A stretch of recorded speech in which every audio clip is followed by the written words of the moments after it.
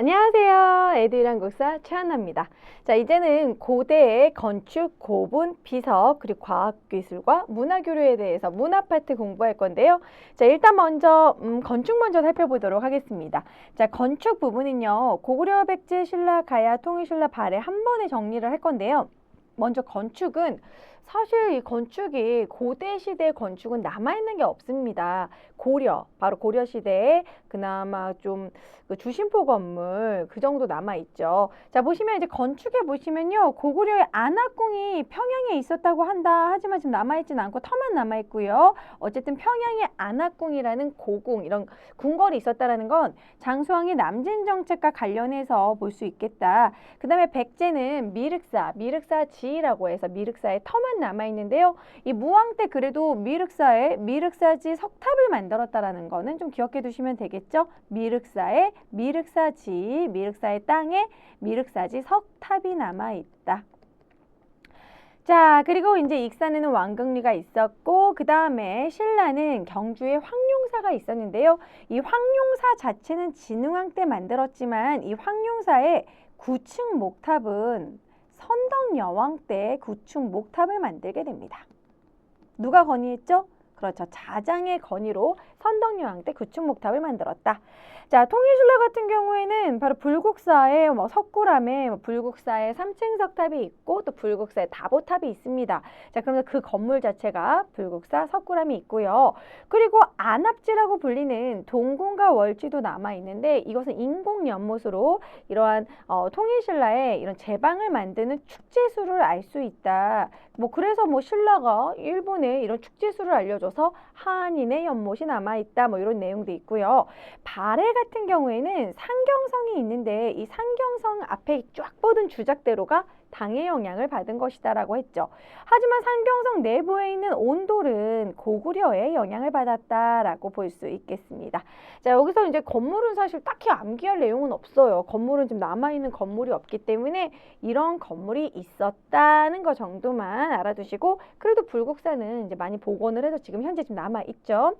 자, 그 다음에 고분이 좀 중요합니다. 고분은 여러분들 제가 설명을 최대한 드릴 건데 고분과 관련된 그림이 있어요. 그림을 교재에서 확인하시고 그림을 꼭 보시기 바랍니다. 자, 일단은 고구려랑 백제는 스타일이 비슷합니다. 고구려랑 백제는 처음에는 초창기에 돌무지 무덤을 만들다가 그 다음에 굴식 돌방 무덤을 만들어요. 자, 돌무지 무덤은 말 그대로 돌을 무지 많이 쌓아놔서 돌무지 무덤입니다. 자, 그런데 돌을 예전에는 냅다 막 세워놨다가 조금 나중에 이제 계단식으로 약간 피라미드 느낌 마냥 계단식으로 이제 쌓게 되는데 장군총이 막 그런 식으로 생겼어요. 이런 식으로. 이렇게 계단식으로 막 이렇게 쌓았어요. 자, 요런 식의 장군총의 영향을 받은 것이 바로 석촌동 고분입니다. 석촌동 고분에 가면 지금 기단 한 2개, 2층 정도밖에 안 남아 있어요. 하지만 그런 식의 계단식 무덤이 장군총과 흡사하다라고 볼 수 있습니다. 자, 고구려랑 백제는 초기에 돌무지 무덤을 만들다가, 자, 그러다가 그 다음에는 굴식 돌방 무덤을 만들게 되는데요. 이 굴식 돌방 무덤은 입구가 있습니다. 입구가 굴식으로 되어 있고 그 안에 돌방이 이렇게 있어요.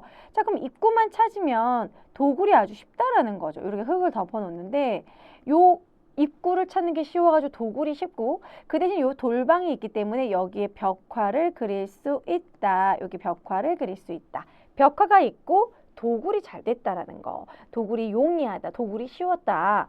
자, 역시 백제도 굴식 돌방 무덤을 똑같이 만듭니다. 그런데 백제에는 독특한 벽돌 무덤이 있어요. 요거 무령왕릉과 관련해서 아주 자주 출제됩니다. 무령왕릉의 벽돌 무덤을 보여주면서 이 무령왕릉 이 시기와 관련된 사실은 이렇게 물어봐서 결국 정답은 22담로 이런 식으로 많이 나와요. 그래서 벽돌 무덤은 대표적으로 무령왕릉이 벽돌 무덤이다. 중국 누구 스타일? 중국 남조의 스타일이다. 중국 남조 양의 영향을 받았다. 자, 여기에는 묘지석도 있기 때문에 이거 무령왕의 것이다 라는 걸 알게 됐고요. 석수, 진묘수라는 돌로 만든 동물이 있습니다. 자, 그 다음에 이번에는 고분만 일단 쫙 볼게요. 자, 그 다음에 신라는요. 신라는 돌무지 덧널 무덤인데 요거 별표, 요거 반드시 단면도가 그림으로 있거든요. 단면도를 꼭 확인해 주실 필요가 있습니다. 나무 덧널로 덧널방을 만든 다음에 거기다 관을 넣고요. 자, 그 다음에 돌을 많이 쌓아요. 돌을 무지무지 많이 쌓은 다음에 거기다가 더 크게 봉토를 쌓습니다.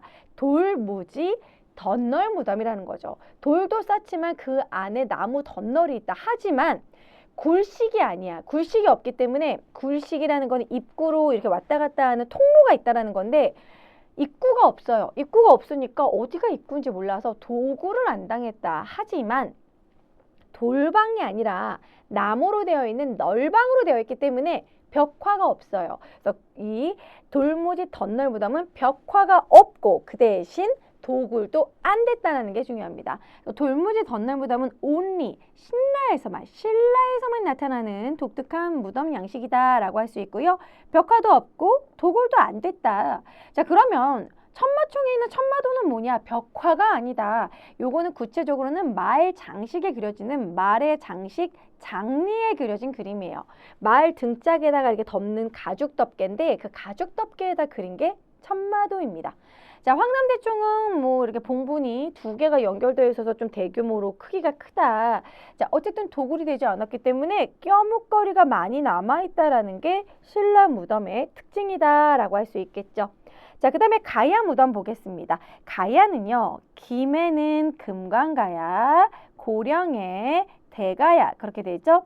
김에 대성동 고분군은 금관가야에 이런 유물이 나왔고요. 고령 지산동 고분군은 대가야의 유물이 나왔습니다. 그래서 위치 자체도 그래요. 김해 금관가야, 고령 대가야 그런 식으로 알아두시고 김자가 금자랑 똑같은 단어라서 김금 고대 이렇게 좀 연결해 주시고요.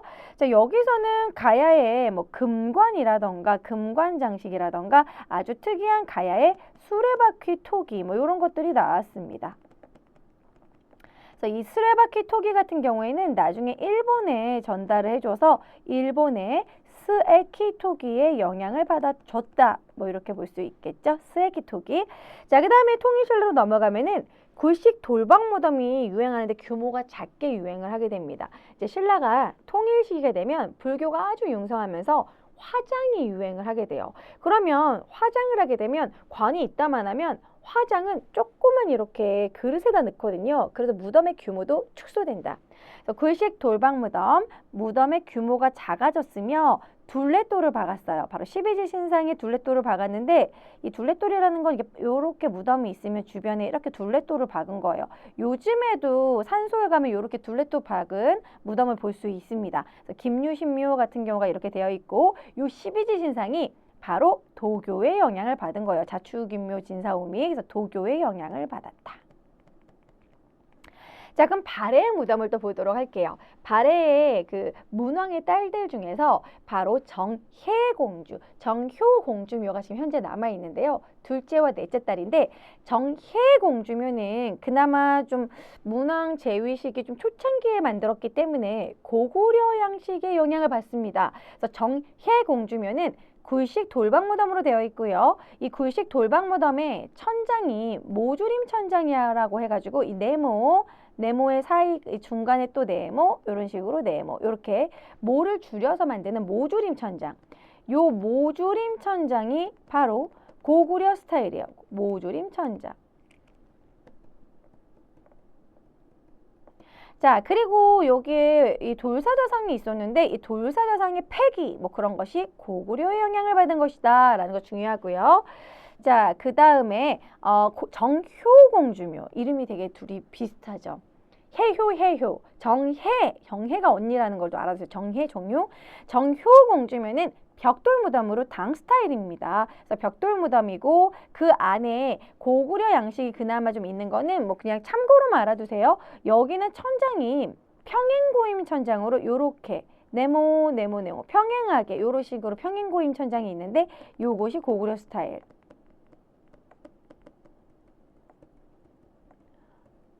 자, 그 다음에 당 스타일은 바로 벽돌무덤이라는 부분이겠죠. 벽돌 나오면 무조건 중국 스타일이에요. 그러니까 예를 들어서 무령왕릉도 벽돌무덤, 중국의 남조 영양, 그리고 뭐 벽돌탑 나오면 중국 스타일, 또 그리고 이 벽돌무덤도 당의 영향을 받은 것이죠. 자, 여기는 일단 고분이 제일 메인으로 중요하고요. 그 다음에 비석 보도록 하겠습니다. 자, 장수왕이 세운 거 광개토 대왕릉비, 고구려의 그런 광개토 태왕의 업적을 알 수 있다. 자, 충주 고구려비 같은 경우에는 장수왕 때 충주까지 내려갔다라는 걸 알 수 있다. 얼마나 남아있는지 남진 정책을 알 수 있는 부분이고요. 자, 백제의 사택지적비 있습니다. 사택지적비에 이런 식의 막 한문학이 발달했다는 걸 알 수 있고, 약간 사택지적비 내용에 인생무상적인 내용이 나와가지고 도교적인 특징도 좀 있어요. 그 다음에 신라는 임신석에서 유학이 이 정도로 발달했다. 신라 화랑들이 우리 3년 동안에 이 책을 공부하는 거를 뭐 맹세한다, 뭐 이런 식으로 임신석에서. 단양신라 적성비는 단양지방까지 진출했다는 걸 알 수 있고, 북한산 순수비 요 4개 모두 다 진흥왕 때 만든 것이죠. 진흥왕의 영토 확장을 알 수 있다. 그래서 이거는 영토 확장과 관련되어 있고요. 영토를 이 정도 내가 넓혔다라는 걸 비석을 통해서 알려주고 있는 것이고, 특히 이 북한산 순수비에서는 이제 금석관록에서 진흥왕의 그런 북한산 순수비에 이 김정희가 이제 고증한 것이 바로 북한산을 얘기하는 거죠. 북한산 순수비.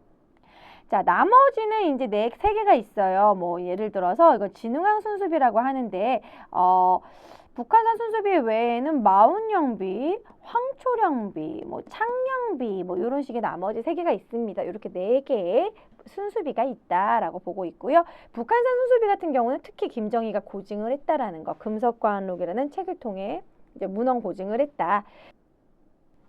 자, 여기서는 건축 한번 쭉 읽어봐 주시고 고분을 좀 메인으로 좀 공부하실 필요가 있고, 출제가 자주 되는 부분은 바로 벽돌무덤, 무령왕의 벽돌무덤이고, 두 번째로는 돌무지 덧널무덤은 단면도가 나오고 다음 나라와 관련해서라고 나올 수 있어요. 오로지 신라에만 나타나는 독특한 돌무지 덧널무덤, 그리고 천마도가 벽화가 아니라는 그런 부분, 이런 돌무지 무덤과 구식 돌방무덤, 뭐 돌무지 덧널무덤의 이 특징들을 좀 중점적으로 봐주시고요. 자, 그 다음에 발에는 정혜공주, 정효공주묘의 당 스타일, 고구려 스타일 나눠주시고, 자, 이번에는 과학기술과 문화교류 살펴보도록 하겠습니다. 자, 과학기술 같은 경우에는 고구려는 천문도가 유명했어요. 워낙 별자리를 잘 볼 수 있는 그러한 능력을 갖고 있었는데, 이 고구려 천문도의 영향을 받아서 조선 태조 때 천산열차 분야지도를 또 만들기도 했다고 합니다.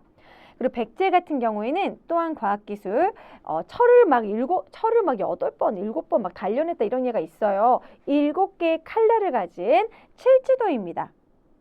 근초광 때 이 칠지도 어디다가 줬다? 외한테 줬다. 외와 백제가 서로 교류했다는 걸 알 수 있다. 자, 그 다음에 금동대학로도 중요하죠. 엄청난 금속, 이런 세밀하게 금속을 이렇게 세공했다는 걸 알 수 있고, 불교와 도교적인 성격을 특히 갖고 있다. 금동대학로 중요하고요. 자, 그 다음에 신라는 금관이 유명하고, 신라의 이 첨성대도 과학기술을 알 수 있습니다. 천체 관측을 했다라는 부분도 알 수 있고요. 또 선덕여왕에 관련된 문화재죠. 선덕여왕 문화재 우리 다시 한번 얘기해 볼까요? 선덕여왕은 첫 번째 첨성대, 분황사 모전석탑, 그리고 황룡사 몇 층? 9층 목탑. 이렇게 3가지가 선덕여왕의 문화재다.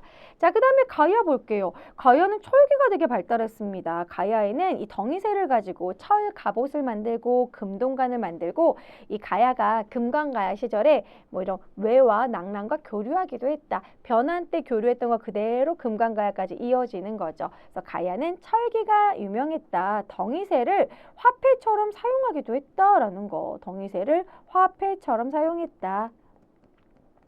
자, 통일신라의 과학기술과 관련해서는 성덕왕 때 상원사 동종이 있고요. 남아있는 종 중에 가장 오래된 종입니다. 그 다음에 성덕대왕 신종은 특히 크기가 큰 종으로 유명하고요. 소리가 아주 아름답죠. 자, 그리고 무구정광 대다란이경은 너무 중요하죠. 일단 가장 오래된 것은 중요합니다.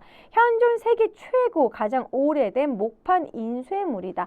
무구정광 대다란이경 어디서 나왔다? 바로 그 석가탑이라고 부르는 불국사 3층 석탑에서 나왔다. 불국사 3층 석탑을 보수하는 과정에서 이것이 나왔죠. 무구정강 대다란이경. 자, 그 다음에 이번에는 문화교류 부분이에요. 여기서는 스님을 좀 외워줄 필요가 있어요. 인물과 스님.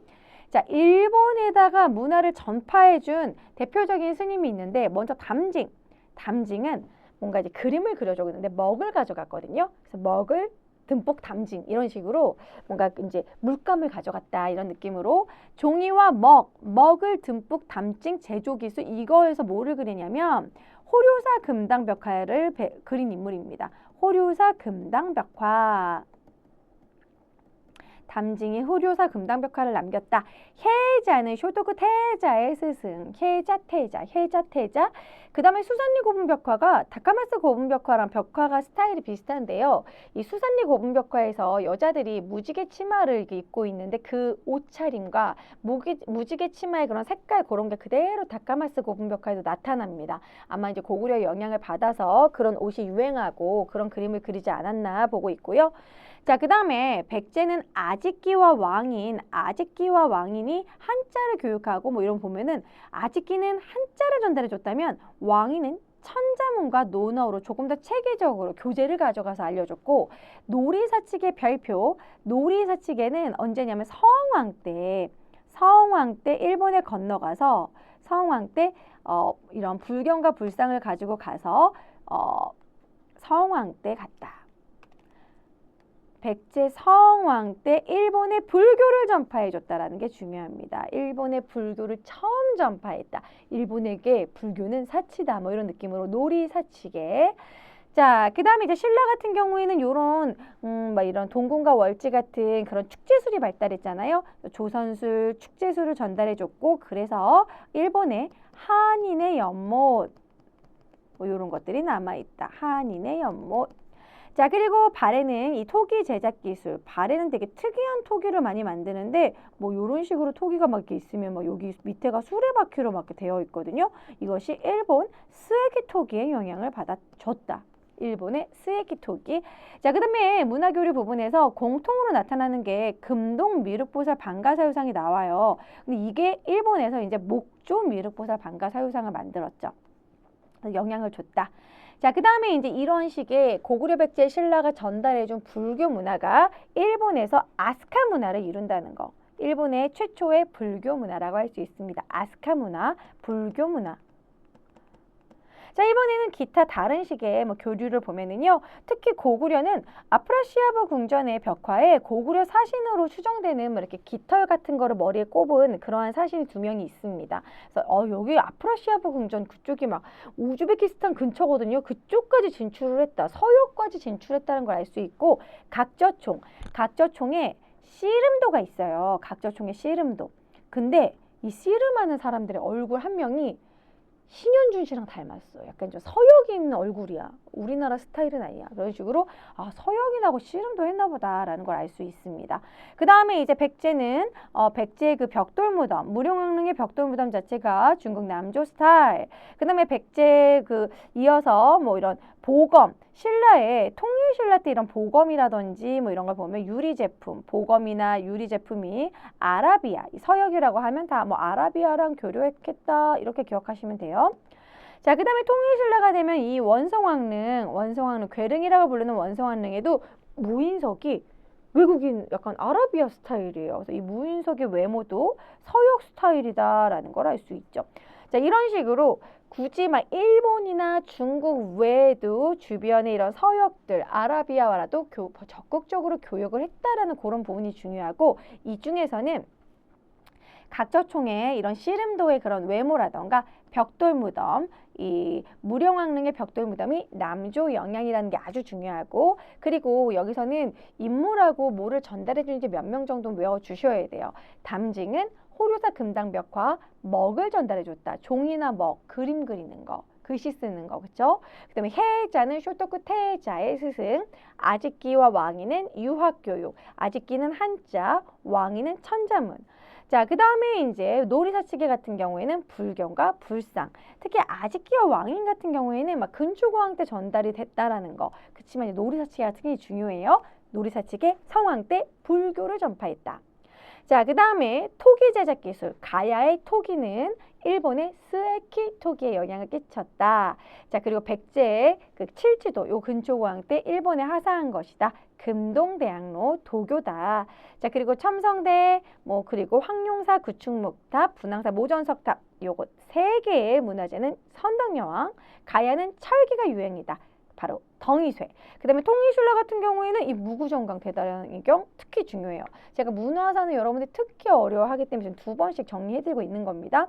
그 다음에 위에 보시면 아까 고분했었죠. 건축은 여기 뭐 평양의 안압궁 그리고 익산의 미륵사 뭐 경주의 황룡사 정도만 기억해 두시고 어느 왕과 관련이 있는지 안압궁, 평양은 장수왕, 미륵사는 무왕, 미음, 황룡사는 진흥왕 때 만들었고 그 황룡사 구축 목탑은 선덕여왕 때. 자, 그 다음에 통일신라는 불국사 석굴암, 그리고 발해는 상경성, 당의 스타일, 주작대로, 온돌은 고구려. 자, 고분 같은 경우에는 그 고구려와 백제는 돌무지 문담을 만들다가 그 다음에 조금 더 이제 껴묵거리가 많아지면서 입구를 만들었어요. 사람이 왔다 갔다 이렇게 쉽게. 이제 묻어버렸는데 이거 안 묻었다 이러면 안 되니까 입구를 만들어서 요거 빼먹었다 이러면서 이제 껴묵거리를 막 왔다 갔다 하는 굴이 있어. 입구에 굴식 돌방 무덤. 돌방이 있는데 입구로 굴식으로 들어간다는 소리예요. 그래서 굴식 돌방 무덤은 입구만 찾으면 도굴이 쉽기 때문에 많이 도굴이 됐다. 하지만 벽화가 남았다. 자, 고구려의 이 굴식 돌방 무덤은 정말 많은 벽화들이 있습니다. 무용도가 그려져 있는 무용총, 씨름도가 있는 각저총, 2개의 쌍기둥이 있는 뭐 쌍용총 뭐 이런 식으로 되게 많고요. 자, 백제 같은 경우에는 굴식 돌방무덤의 그 종류 중에 벽돌무덤이 있죠. 벽돌무덤. 무령왕릉 벽돌무덤 중국 남조의 영향을 받았다. 자, 그 다음에 신라 같은 경우에는 돌무지 덧널무덤. 나무 널방에 조그만 나무 널방에 이제 나무로 된 관을 넣고 거기다 돌을 많이 쌓은 다음에 봉토를 쌓은 돌무지 덧널무덤입니다. 그래서 천마총에 천마도 있고요. 뭐 황남대총 이런 거 있다. 그렇지만 입구가 없어서 벽화도 없고 도굴도 되지 않았다.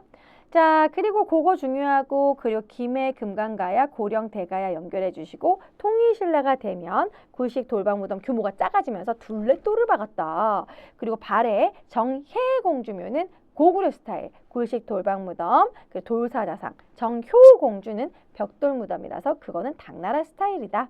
자, 비석 부분에서는 특히 요 임신서기석 밑에 있는 이 북한산 순수비 특히 중요합니다. 진흥한 순수비 중에 4개의 순수비 중에서 특히 북한산 순수비는 김정희가 고증을 했다라는 거 참고로 알아두시면 되겠습니다.